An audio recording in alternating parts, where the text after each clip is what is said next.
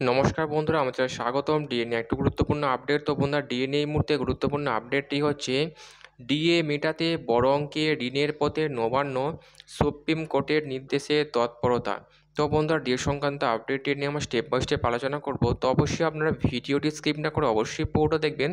তো তার আগে বলে রাখি, যে সকল বন্ধুরা আমাদের চ্যানেলে নতুন, আমাদের চ্যানেলটির পাশে সাবস্ক্রাইব বাটন, সাবস্ক্রাইব করার পর পাশে যে বেল আইকন সেটিও প্রেস করবেন, লেটেস্ট ভিডিও আপডেটগুলি সবার আগে পেয়ে যাবেন। দেখে নেব আজকের ডিএ সংক্রান্ত গুরুত্বপূর্ণ আপডেটটি। সুপ্রিম কোর্টের নির্দেশে বকেয়া ডিএ পরিশোধ করতে বাজার থেকে ঋণ নিচ্ছে রাজ্য সরকার।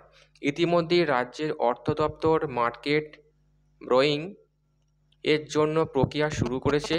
বিষয়টি এখন সরকারিভাবে ঘোষণা না হলেও নবান্ন ঘনিষ্ঠ সূত্র নিশ্চিত করেছে, এই ঋণের উদ্দেশ্য একটাই, সরকারি কর্মীদের বকেয়া ডিএ মেটানো। সুপ্রিম কোর্টের নির্দেশ অনুযায়ী রাজ্য সরকারকে আগামী 30শে জুনের মধ্যে বকেয়া ডিএর 25% কর্মীদের হাতে তুলে দিতে হবে।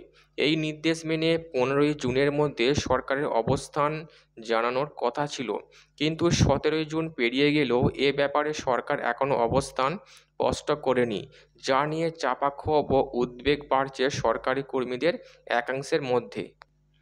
নবান্ন সূত্র বলছে, সুপ্রিম কোর্টের নির্দেশ মানতে গিয়ে রাজ্য সরকার বড় অঙ্কের ঋণের জন্য ফরম্যালি আবেদন করেছে। এর পাশাপাশি কিছু অর্থ রাজ্যের নিজস্ব কোষাগার থেকেও খরচ করা হতে পারে। তবে এখনও পর্যন্ত সরকার ঠিক কত টাকা ঋণ নিচ্ছে সেই তথ্য প্রকাশ্যে আনেনি। এ ব্যাপারে সম্প্রতি সুপ্রিম কোর্টের শুনানিতে রাজ্যের তরফে জানানো হয়েছিল, বকেয়া ডিএর পুরোটা মেটাতে রাজ্যের খরচ হবে প্রায় 40,000 কোটি টাকা। শীর্ষ আদালত বলেছে, রাজ্যের যে বকেয়া ডিএর 25% অবিলম্বে মেটাতে হবে, অর্থাৎ আদালতের নির্দেশ মেনে রাজ্যকে 10,000 কোটি টাকা দিতে হবে কর্মীদের। সূত্রের খবর, এই 10,000 কোটি টাকা মেটাতে বড় অঙ্কের ঋণ নিতে চালাচ্ছে রাজ্য।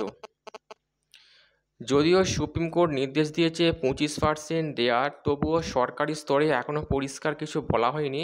ফলে প্রশ্ন উঠছে, পুরো 25% দিয়ে দেওয়া হবে নাকি কোনো আংশিক পরিমাণ। অর্থ দপ্তরের একাংশ মনে করছে পুরোটা না হলেও গোটা প্রক্রিয়া চালু করে একাংশ মিটিয়ে ফেলা হতে পারে, বাকিটা পরে ধাপে ধাপে দেওয়া হবে। বিজ্ঞপ্তি প্রকাশ না হওয়ায় কর্মী সংগঠনের মধ্যে অসন্তোষ বাড়ছে। অনেকেই বলেছেন, সুপ্রিম কোর্ট বলার পরও যদি বিজ্ঞপ্তি না আসে তাহলে সেটি আদালতের আদেশ অমান্য করা শামিল। তবে আবার কেউ কেউ আশাবাদী যে সরকার হয়তো বিজ্ঞপ্তি প্রকাশের আগে অর্থনৈতিক রূপরেখা তৈরি করছে, তাই দেরি হচ্ছে। নবান্ন ঘনিষ্ঠ সূত্রের দাবি, সব ঠিকঠাক থাকলে এই সপ্তাহের মধ্যে বিজ্ঞপ্তি প্রকাশ করা হতে পারে।